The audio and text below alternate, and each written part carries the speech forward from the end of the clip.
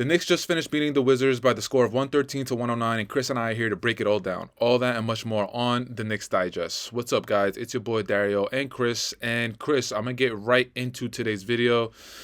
Man, like I was telling you earlier, I almost had a nervous breakdown about to lose to the Wizards. Yeah. Tell me, man, what do you think? What do you think about the W that we just got? I mean, obviously not the greatest win of the season, but also a win's a win. We're now past the halfway part of the season, and I mean, the team's doing well, especially after the trade to really come in and just show that you're gonna win. You're gonna win on back-to-backs, and that's kind of the reason why I'm giving leeway to this game is like, first of all, we won. We did win. It was an True. ugly win, but it's a win, so it doesn't matter by how much as long as they win the game. They didn't lose to the Wizards, they still beat them. And also, because you're coming off of a back-to-back, this lineup is clearly waiting for some sort of trade to happen because the way that the starting lineup is getting played right now. I mean, Achua 9 minutes, McBride 8, Fournier 6, and Grimes 19. That's the entirety of the bench minutes right there. You got two guys going over 40, and OG at 43, Brunson at 40, Randall at 39, Hartenstein at 39, DiVincenzo at 38. Like, Crazy. this is, yeah. It's really like if you're coming off of a back to back and your minutes look like this most nights, this is probably how that second game is going to look no matter who the team is. Yeah, and like one of the videos that we did, you were saying how like Coach Tibbs rides his guys, and there's the perfect example is tonight. The starting five played like an average of what 38, 39 minutes. It's insane. Can we also talk about Jalen Brunson for making his case as the best point guard in the Eastern Conference with 41 points, 14 to 27 from the field, 2 of 4 from three.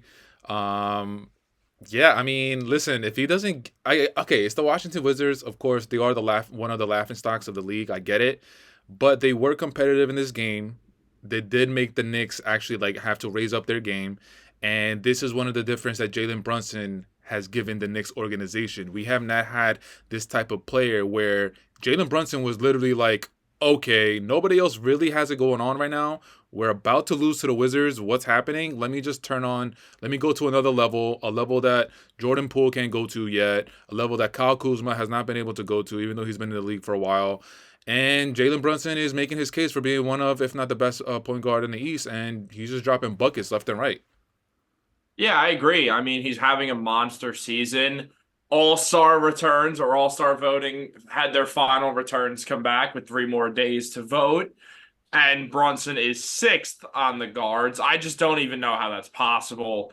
I mean, if you look at the guys ahead of him, like Damian Lillard, who Brunson's just having a better season than, and Tyrese Maxey, who again, Brunson's just playing better than, and then guys like Donovan Mitchell, Trae Young, Tyrese Halliburton.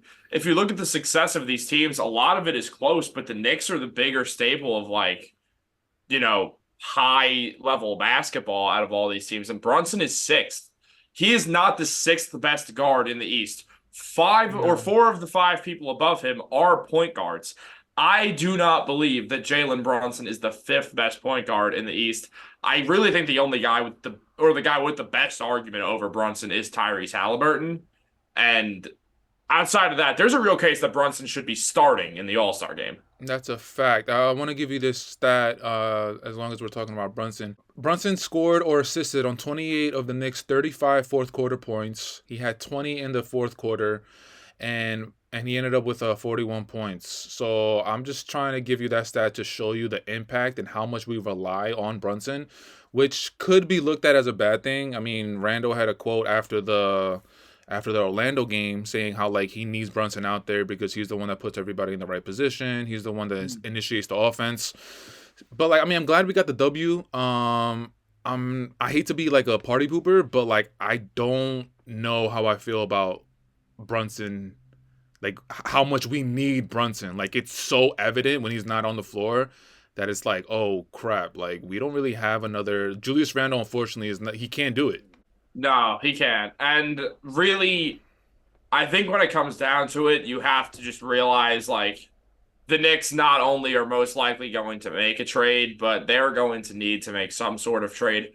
They can't keep playing Brunson 40 minutes a night for the second half of the NBA season. That's not a good idea. He's going to get hurt. He's going to burn out. The Facts. playoffs will be rough. They need to trade for someone. I personally prefer the idea of not trading for DeJounte Murray because I don't want to give up assets for him. I don't want the Knicks to sort of put themselves in a position where maybe they won't be able to trade for a star this summer, potentially someone better than Murray. But also, they need to make some sort of move. I think they need to get someone off the bench who can kind of take that role of Emmanuel quickly. So this goes into my next topic of the video. I kind of want to do another exercise with you. Oh yeah. This one is a little less impromptu because I did tell you right before we started recording. But it's still kind of impromptu. Whatever. Sorry, man. I But don't know what it is. I only know that there was one coming. yeah. Okay. So the last few days, you and I have been putting out videos about Knicks trade targets. It's like a lot of different players. We got Kelly Olynyk, Colin Sexton, Jordan Clarkson, just a lot of players. So I'm gonna give you the list of the actual point guards. Like I'm not including bigs. I'm just including the point guards that the Knicks have been linked to. It is about what 3, 6. It's about like 9 players. And what I want you to do after I give you the list, I want you to tell me like your order as far as like who is the number one player you would like for us to get in your opinion. And then going down the list was like, we don't really need. You know what I'm saying? Yeah, I got the general gist of it. The players are Tim Hardaway Jr., Karis LeVert, T.J. McConnell, Bruce Brown, Terry Rozier, Bogdan Bogdanovic, Jordan Clarkson, Colin Sexton, and Malcolm Brogdon. Whoever I'm gonna want as number one is going to stick out the most clear, and that's the last name you put. It's Malcolm Brogdon. It's been Okay. reported that the Knicks are showing interest in Brogdon and that they've made some talks about it already. I think that's the move you make. He can play sixth man, clearly. He's the reigning sixth man of the year. The Trailblazers have no need for him. The thing is, the Trailblazers do want a first for him. That's what came out in the report today. So that kind of makes me Yeah. like a little iffy. But I really think when it comes down to it, the Knicks are not going to need to give 8 first round draft picks to trade for a star. They might have to give 7, but they're not going to have to give 8, especially if one of them is just that like top 10 protected Dallas pick. Like, I think that the Knicks would be willing to part with that for or to get better this season and to get a tradable contract like Brogdon, who's also like a good player. So that's why that one stuck out to me. Is I've pushed this agenda before. Yeah. I remember talking to you about it, and you were like really, really excited. The only pushback I have about Brogdon is just that he's a little bit injury prone. Yeah, I mean Uh, that's the big concern. Yeah, but no, you're right. Like everything you said, reigning six man of the year. He has playoff experience. He's been to like really deep into the playoffs. And somebody just to give Jalen Brunson a break, especially during the playoffs, like Malcolm Brogdon, he would be looked at as one of the better guards. Okay, so who do you think if let's just say hypothetically they go after Malcolm Brogdon, they can't get him? Who is the next player off of this list that you would like for them to see? The one that stuck out to me and that still does is Terry Rozier. I mean, sort of in a way similar reasoning to Brogdon. The man could play both the one and the two, which is the case with Brogdon. Also, good shooter. He's averaging like nearly 24 points per game this season. Also, Yeah, he's having a really good season. he's having probably the best season of his life, at least, or at least on the Hornets, if nothing else. Obviously, his points always went up on the Hornets because he left the Celtics, but like, still, he's having a monster year. I think he would fit well with Tibbs. I mean, is he the world's greatest defender? No, but is he a good defender? Yes, absolutely. When he tries like really hard on the defensive end, he's tough to get past. He can play that undersized too well, play on and off the ball, and he can hit his shots and make plays. Really, I think he's like a very close second to Brogdon for me. So I would just me personally, I would actually just flip Brogdon and Terry Rozier. I would really consider going after Rozier first. He's a little bit just like super offensive tunnel vision, Yeah, but that's kind of what we need if we're gonna get a point guard coming off the bench. We need someone to be able to. I remember you saying like you would love to see someone else be able to create his own shot. yeah. Create his own shot or create a shot for somebody else. Like Randall could definitely create for his own, but he's not really good at creating for others. Brunson can do both. So Terry Rozier for me personally, I would love for them to go after him, make him the trade target. He also is putting up 7 assists with that 24 points per game. Like he's having a monster season. Now, of course, you could always make the argument that like he's in Charlotte. There's not a lot of like real games. Those might be empty stats. good Of play, course. good player on a bad team. But he has been on a good team. He went to the Eastern Conference Finals with Boston. Tatum's rookie year, I believe. Yeah, no, he was there that game 7, I believe. He started. Yeah. Yeah, he did. So again, experience. Yeah, I know who I want to put third. That would be Tim Hardaway Jr. Ooh. And I think along with everything else, for me, I'm also kind of taking this with a sense of realism because three guys who I've named, I know the Knicks have talked with Brogdon. That news has come out. Right. There's been reports pretty recently over the last week that the Knicks are interested in Terry Rozier, which I totally believe to be true, along with the Brogdon thing. And we also know via news today, really about Quentin Grimes being unhappy, that the Mavericks are interested in Grimes. Look, if the Knicks have to trade Grimes, they're probably packaging Fournier with him too. That gives you a good enough package where you're not given a first rounder for Tim Hardaway Jr. You use Timmy as your sixth man. You get a guy who can create his own shot, who can shoot threes really well. Is he a good defender? No, but there's not much to say about him on the defensive end. He's not the revolving door that some guys are, but he does give the Knicks a much needed scoring punch off the bench. And I think that's really what they should focus on mostly. It's getting some guy on that bench unit who can score consistently. Mm-hmm. And then you can flip him, honestly, next summer. Who you got on number 4? At this point, honestly, I think I would go Bruce Brown, even though I think him and Josh Hart is sort of a redundant fit.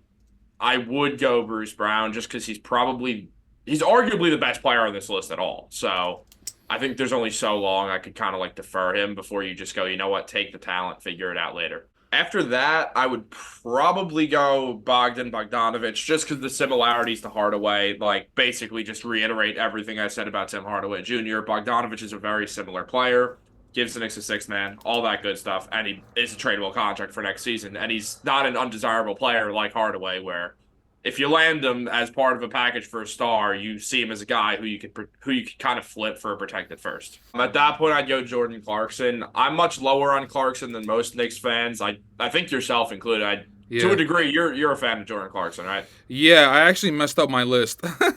I said I have Terry Rozier at number 1 and then Malcolm Brogdon at 2. I totally forgot Clarkson was on his list. I would actually have Clarkson at number 2 behind Terry Rozier.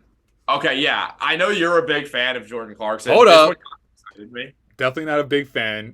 As far as just what he could bring to the team, I would be a big fan, but I'm not a huge fan of his. No, I more mean in the sense of like for guys the Knicks can go for. I don't know your personal beliefs on Jordan Exactly, Clarkson. I don't know exactly. if you guys are friends or what's going on, but No, not but at all. for me, look, I your give me your argument for him, and I'll just say the because for me, I'll tell you right now, it's that he doesn't shoot well from the three.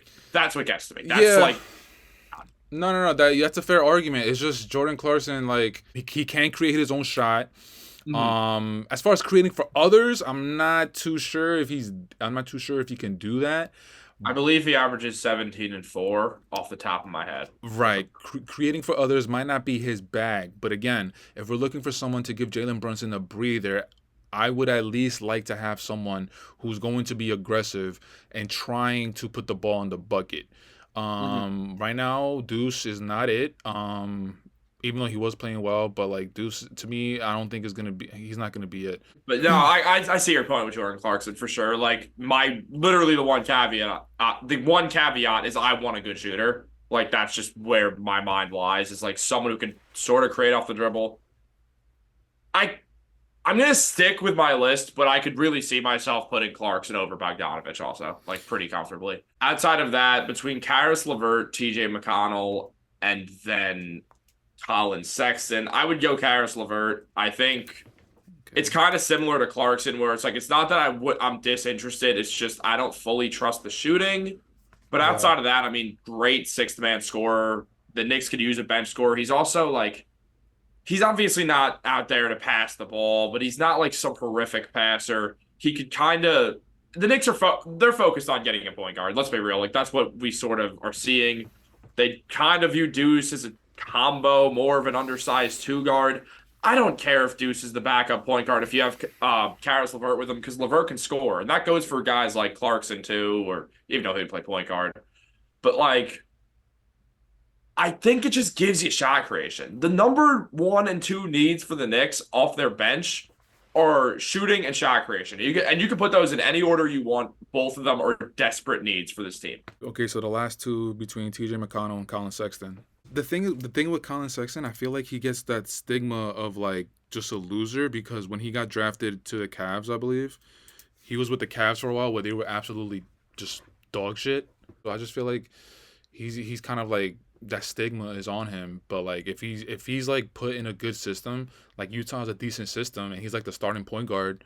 Or no, I'm sorry, he's not starting point guard. I think he's the point guard coming off the bench for Utah.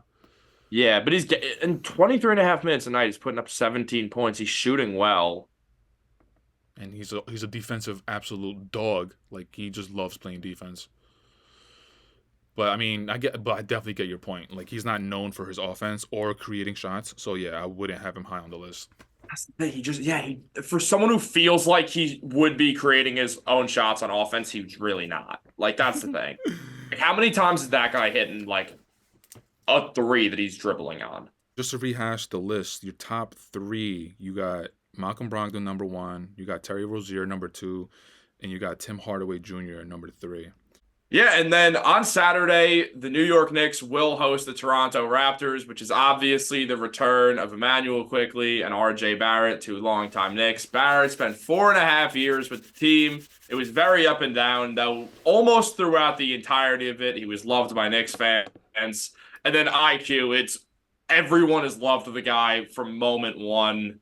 And I think both of them are going to get huge hands, but also I want them to do well, but I don't want them to do too well. You know what I mean? No, 100%. You saw that quote that RJ said, like, he doesn't know how the fans are going to react to him? Like, Yeah, come on, bro. You know we're gonna give him love. no, 100%. I was under the assumption, like, I'm definitely going to give him love. Like, we're Yeah, going to be there. But, like, facts. I guess I could kind of see what he's saying because like he knew that he was the third pick, so he knew the expectations that he had on him, and maybe he just felt like he didn't fulfill his expectations. Um, but yeah, like him thinking that we might boo him, like hell no, He didn't choose to leave. He got traded.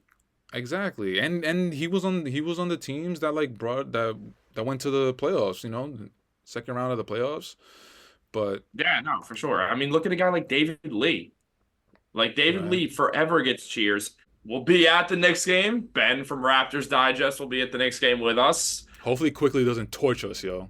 Hopefully, Emmanuel quickly doesn't go for 30 points, but if Facts. anyone will, it'll probably be him. So hopefully it works out. Comment down below your thoughts. We'll get back to you in the comments. And outside of that, we'll catch you on the next one. Absolutely. Peace.